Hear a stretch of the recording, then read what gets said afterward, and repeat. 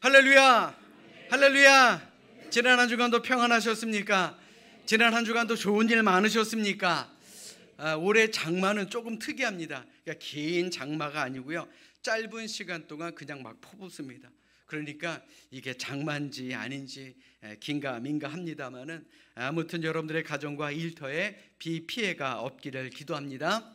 그리고 이번 주에도 또 비 소식이 있긴 하던데, 불편하더라도 우리 평안한 마음으로 이번 한 주간 승리하며 살아가시기를 주님의 이름으로 간절히 축원합니다.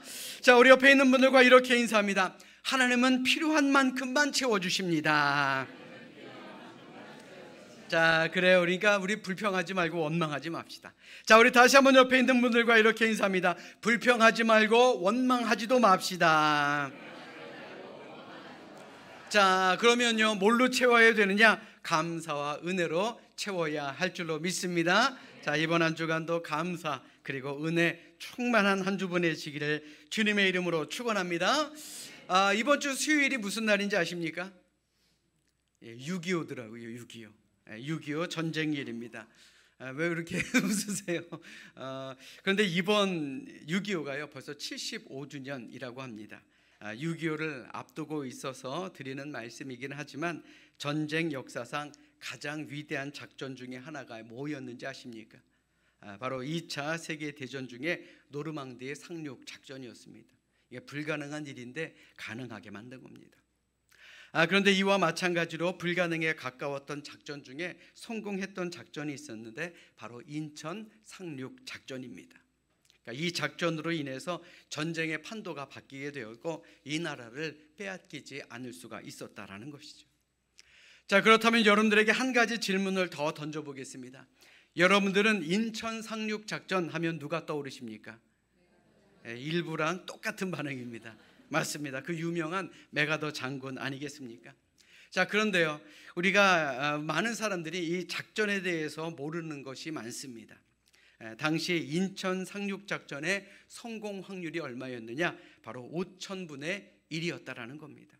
그러니까 5,000번을 쳐들어가야 한 번 성공하는 그런 확률이었다 그러죠. 그런데도 성공한 것입니다. 우리가 한 가지 더 기억해야 될 것은, 이 작전의 성공은 메가더 장군 한 사람만의 힘, 그것만은 아니었다라는 겁니다. 죽음을 무릅쓰고 작전에 투입해서 작전을 수행했던 수많은 무명의 용사들이 있었습니다. 그 대표적인 것이 한국인으로 구성된 켈로 부대였다라고 합니다. 이들의 임무는 뭐였느냐? 북한군으로 위장해서 인천에 몰래 숨어 들어간 다음에 적의 해안포와 병력의 배치 등 상륙에 필요한 모든 정보들을 수집해서 유엔군 사령부에 보고했을 뿐만 아니라, 이 철수 직전 적의 기습을 받자 자신들의 비밀을 지키기 위해서 스스로 목숨을 끊어버리기까지 했기 때문에 이 작전이 성공했다라는 겁니다. 제가 여러분들에게 이 말씀을 드리는 이유는, 위대한 역사의 변화는 지도자 한 사람 때문만은 아닙니다. 그 지도자 아래에서 목숨을 내놓은 수많은 무명의 용사들이 있었기 때문에 가능했다라는 것을 말씀드리고자 함입니다. 기독교 역사도 마찬가지입니다. 이 작은 한국이라는 나라에 기독교가 처음 들어올 때부터 얼마나 많은 핍박이 있었습니까? 그리고 영적인 전쟁은 아직까지도 계속되고 있죠. 그럼에도 기독교가 역사 속으로 사라지지 않는 이유가 무엇입니까? 물론 하나님의 지키심과 하나님의 돌보심이 있었겠지만, 자신의 믿음의 자리를 지켜낸 신앙의 선배들이 있었기 때문 아니겠습니까? 아멘. 하나님은요, 오늘도 우리를 믿음의 선진, 믿음의 신앙의 조상들이 되기 위해서 우리를 이 자리로 부르셨을 줄로 믿습니다. 그래서 우리가 이 자리에 온 겁니다. 자, 그러므로 우리 믿음을 결단하는 마음으로 우리 성경을 높이 들고 우리 믿음 가득한 목소리로 우리의 신앙을 고백하도록 하겠습니다. 자, 우리 성경을 높이 듭니다. 저는 예수 믿어 구원받았습니다. 저는 예수 믿어 하나님 자녀 되었습니다. 저는 예수 믿어 천국 백성 되었습니다. 하나님께서 선물로 주신 오늘 하나님 말씀으로 가르침을 받습니다. 눈을 열어 죄 법 안에 있는 놀라운 진리를 보고 깨닫게 하소서. 아멘으로 순종하여 하나님께 영광 돌리는 삶이 되게 하소서. 아멘. 그런 복된 삶을 살아가시기를 주님의 이름으로 축원합니다. 아까 설교 시간 처음에도 여러분들에게 말씀드렸지만 우리는 큰 사건을 생각하면 주로 주인공만을 떠올리게 됩니다.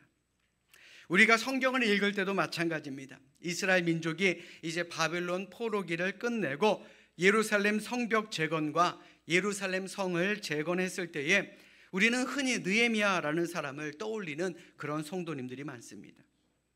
그런데 오늘 본문의 말씀에 보시면 느헤미야와 함께 헌신했던 많은 무명의 사람들이 있었기 때문에 이 모든 것이 가능했다라고 우리에게 증언하고 있습니다. 사람은 죽어서 이름을 남긴다 그랬죠.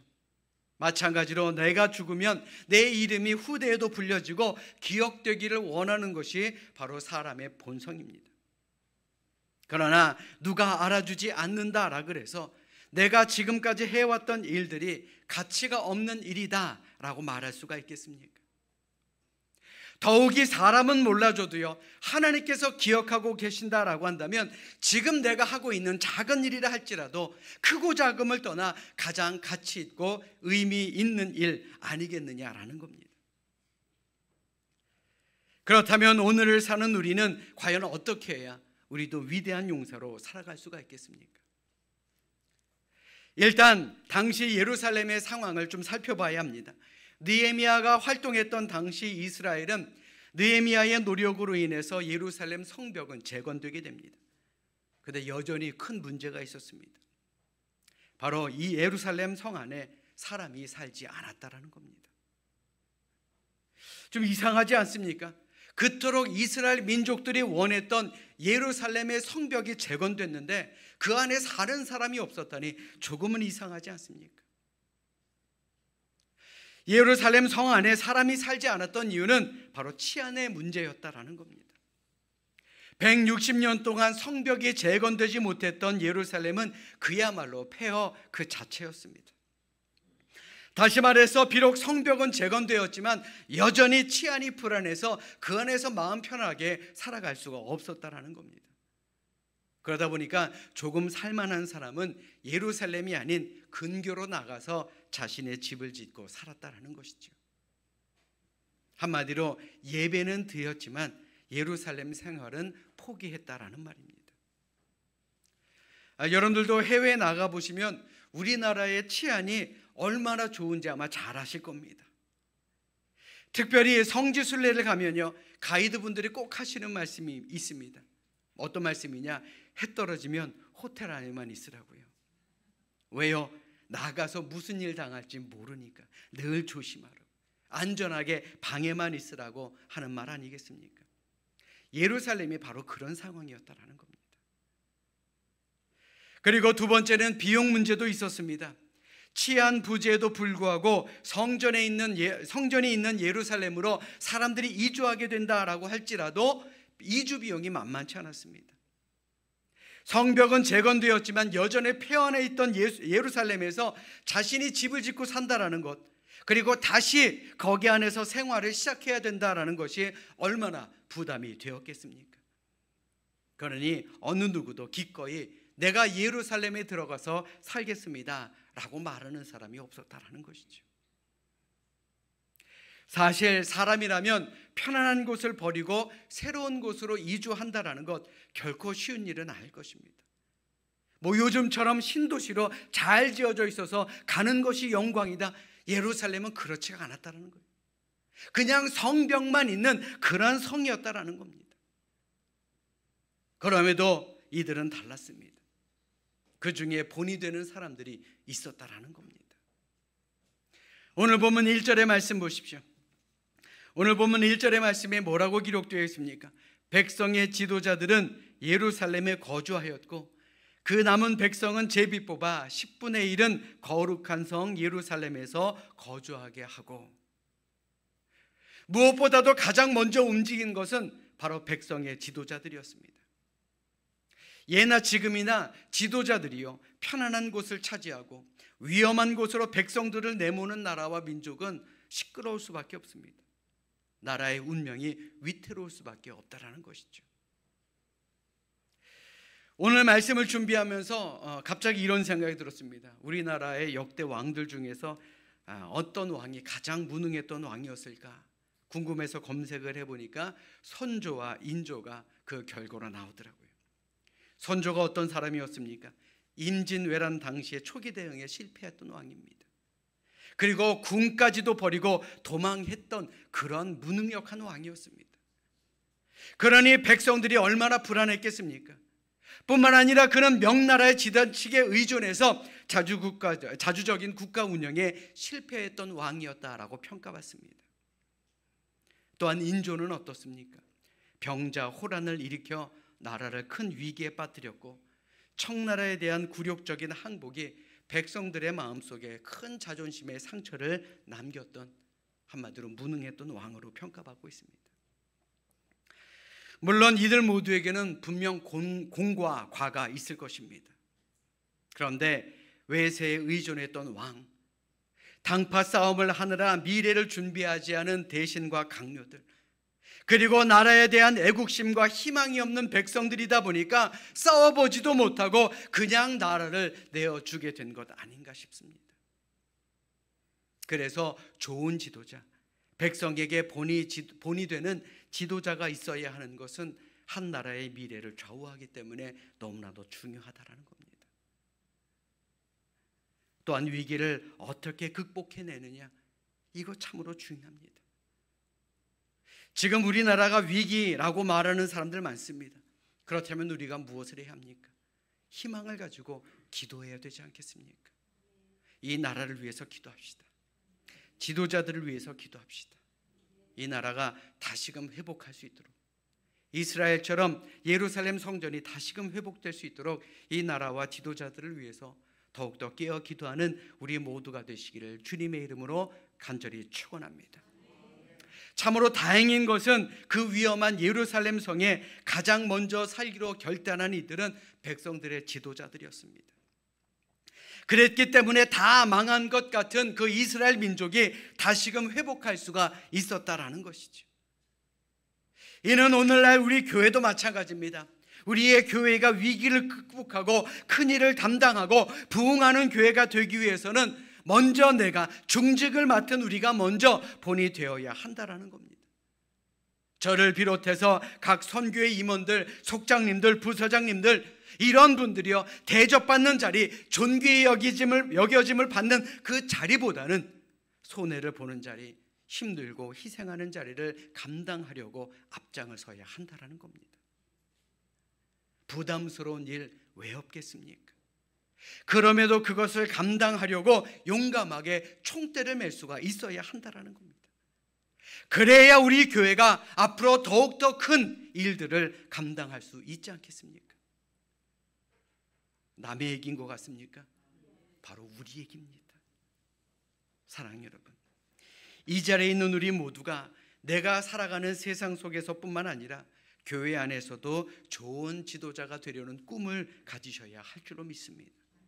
내가 움직이고 내가 일하고 내가 최선을 다함으로 말미암아 내가 받은 은사와 소명에 따라 성숙한 믿음의 사람들이 되어야 한다는 겁니다. 그래야 다른 사람들보다 앞장서고 다른 사람들보다 희생하고 부담스러운 일도 힘껏 감당할 수가 있는 것입니다. 그러니 여러분들 자신을 기꺼이 하나님께 드리는 우리 모두가 될 수 있기를 주님의 이름으로 간절히 축원합니다. 자, 오늘 본문 1절의 말씀 우리 자막을 보시면서 함께 큰 소리로 합독하겠습니다. 함께 읽습니다. 시작. 백성의 지도자들은 예루살렘에 거주하였고 그 남은 백성은 제비 뽑아 10분의 1은 거룩한 성 예루살렘에서 거주하게 하고. 아멘. 많은 백성들 중에 10분의 1이 제비 뽑기로 선택되었습니다. 그리고 그들은 예루살렘으로 입성을 하게 되었습니다. 성경에 보면은 많은 경우 하나님의 뜻을 찾는 방법으로 제비 뽑기를 했다라는 기록이 남아 있습니다. 그래서 잠언 16장 33절의 말씀에 보시면 제비는 사람이 뽑으나 모든 일을 작정하기는 여호와께 있느니라 라고 말씀한 것 아니겠습니까? 자, 그런데 눈여겨볼 점은요, 제비를 뽑아 누가 가느냐, 이것이 중요한 것이 아닙니다. 제비 뽑기로 결정된 백성들이 보였던 자세입니다. 느헤미야 어느 곳을 봐도 어느 누구 하나 반발했다거나 불평했다라는 기록을 우리는 찾아볼 수 없습니다. 제비는 내가 뽑았지만 이것이 하나님의 뜻으로 받아들이고 묵묵하게 그들은 예루살렘 성으로 이주를 했던 것입니다. 이것이 우리에게 무엇을 의미합니까? 하나님의 주권을 신뢰하는 믿음 속에서 순종하는 그 모습을 통해 기적과 같은 역사, 이스라엘이 회복된다라는 역사를 우리에게 보여주고 있는 것 아니겠느냐라는 겁니다. 내가 선택한 것 같지만요, 하나님은 여러분들을 이 자리로 불러주신 것입니다. 사람들에 의해서 내가 뽑힌 것 같지만요, 하나님께서는 여러분들을 이 자리로 불러주신 것입니다. 우리는 그것을 잊어서는 안 되는 겁니다. 제가 전회교회에서 부목사로 일할 때에 연말이 가까워 오면 힘든 일 중에 하나가 있었습니다. 바로 속장이나 각종 회장들을 맡길 때의 일입니다. 물론 우리 교회도 크게 다르지는 않습니다만은 어떤 분에게 어떤 자리를 맡기고자 전화를 했더니 그분이 이렇게 말씀을 하십니다. 목사님, 제가 뭘 그렇게 잘못했나요? 아니, 잘하시니까 맡으시라는 거죠. 그러자 그분이 딱 잘라 말씀하십니다. 목사님, 그러면 저 교회 떠날랍니다. 어떻게 하시겠습니까? 협박 아닌 협박을 제기하시더라고요. 자, 고개 좀 드세요. 남 얘기가 아닙니다. 물론 저도 이해는 갑니다. 자기도 살기 바쁘잖아요. 해결해야 될 문제들이 한두 가지입니까? 그런데 거기다가 교회도 신경 써야 되죠. 교인들도 신경 써야죠. 쉽지 않은 일인 건 잘 압니다. 우리 속회원 중에, 선교회원 중에 상처받은 영혼이 있다면 가서 또 신경 써줘야 되죠. 그러면서도 때로는 오해로 인한 상처를 받을 때가 왜 없겠습니까? 이해는 합니다. 그런 반면에 부탁이 끝나기가 무섭게 아멘, 알겠습니다, 걱정하지 마십시오 목사님, 열심히 하겠습니다 하시는 분들도 계십니다. 이분들이야말로 쉬운 일이 아님을 알지만 순종이라는 것이 무엇인지, 또 순종에 대한 축복이 무엇인지 아는 분들 아니겠습니까? 사랑 여러분, 베드로전서 2장 9절은 우리의 정체성에 대해 이렇게 말씀하고 있습니다. 우리 다 같이 큰 소리로 합독하겠습니다. 함께 읽습니다. 시작. 그러나 너희는 택하신 족속이요 왕같은 제사장들이요 거룩한 나라요 그의 소유가 된 백성이니 이는 너희를 어두운 데서 불러내어 그의 기이한 빛에 들어가게 하신 이의 아름다운 덕을 선포하게 하려 하심이라. 아멘. 여러분들 잘 들으십시오. 우리는요, 이 땅에서 그냥 믿지 않는 사람들처럼 세상 속에서 성공하고 잘 먹고 잘 살라고 하나님 불러주신 거 아닙니다. 하나님께서 친히 택하신 사람이 바로 우리다라는 거예요. 택하신 족속으로, 왕같은 제사장으로, 거룩한 나라로, 그의 소유가 된 백성으로 이 땅에 죽어가는 사람들, 죄와 허물로 망가져 죽어가는 사람들을 살려내기 위해서 우리를 이 땅으로 불러주신 것입니다. 그게 바로 우린 거예요. 물론 교회 안에서도 힘든 일이 있습니다.